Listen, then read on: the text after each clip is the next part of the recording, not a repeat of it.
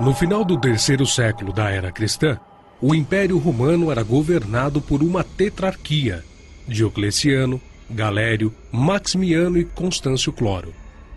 Os quatro eram considerados imperadores, mas Diocleciano era o maior. Galério, estimulado por sua mãe, uma fanática pagã, incitou o imperador para que se iniciasse uma perseguição contra os cristãos. Diocleciano, instigado por Galério, moveu então uma feroz perseguição contra os cristãos. Foram publicados editos que decretavam que cristãos com cargos públicos deveriam ser caçados. Toda acusação contra os cristãos deveriam ser recebidas. Eles deveriam ser torturados até a morte, caso não sacrificassem em honra do imperador. Suas escrituras deveriam ser confiscadas e queimadas. Suas igrejas deveriam ser destruídas. Seus direitos civis de cristãos deveriam ser negados. Líderes de igrejas deveriam ser presos e levados ao sacrifício para os deuses.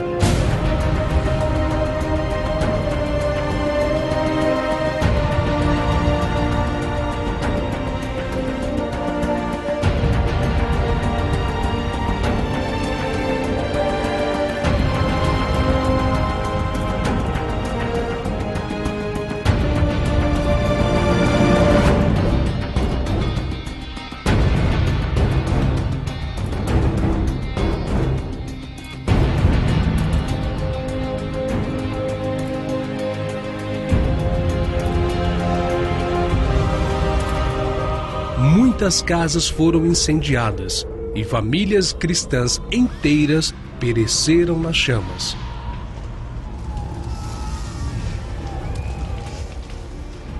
Toda a população do império foi obrigada a oferecer sacrifício aos deuses, incluindo a imagem do próprio imperador, sob pena de morte e trabalhos forçados nas minas quem não o fizesse.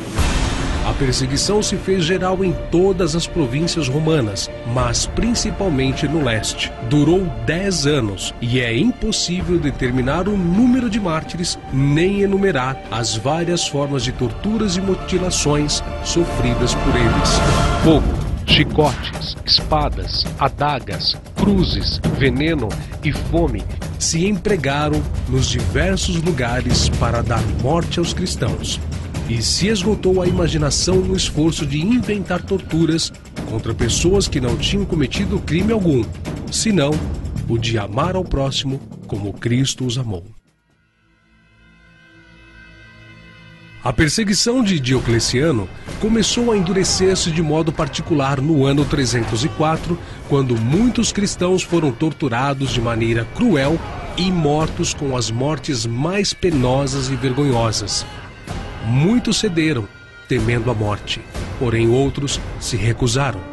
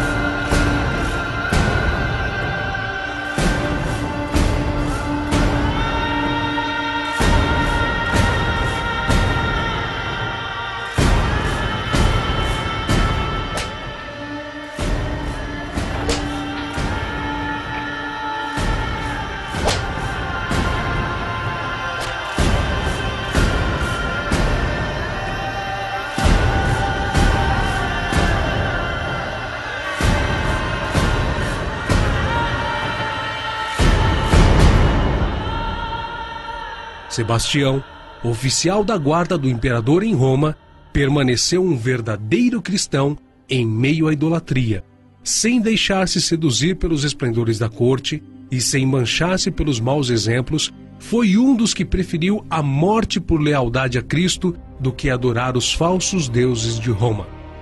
Eulália, uma adolescente espanhola, também resistiu com coragem e ousadia, derrubando o altar de incenso dos deuses. Foi depois despida pelos carrascos e torturada até a morte. Em Tarso, na Cilícia, 3 cristãos piedosos, Táracos, Probos e Andrônicos, foram executados depois de encarcerados e levados perante o tribunal e torturados por sua fé em Cristo.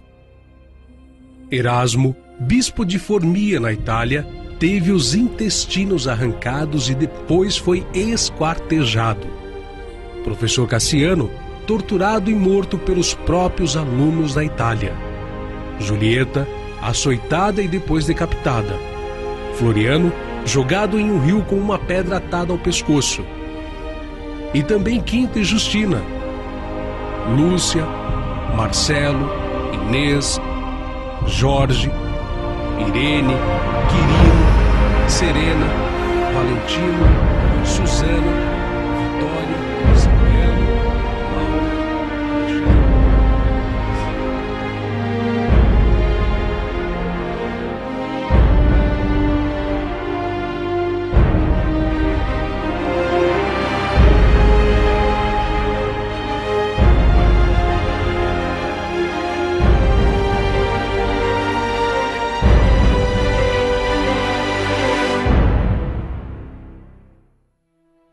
Cansado de tudo, pouco antes de morrer, fraco e doente, o próprio Galério, instigado, emitiu o Edito de Tolerância.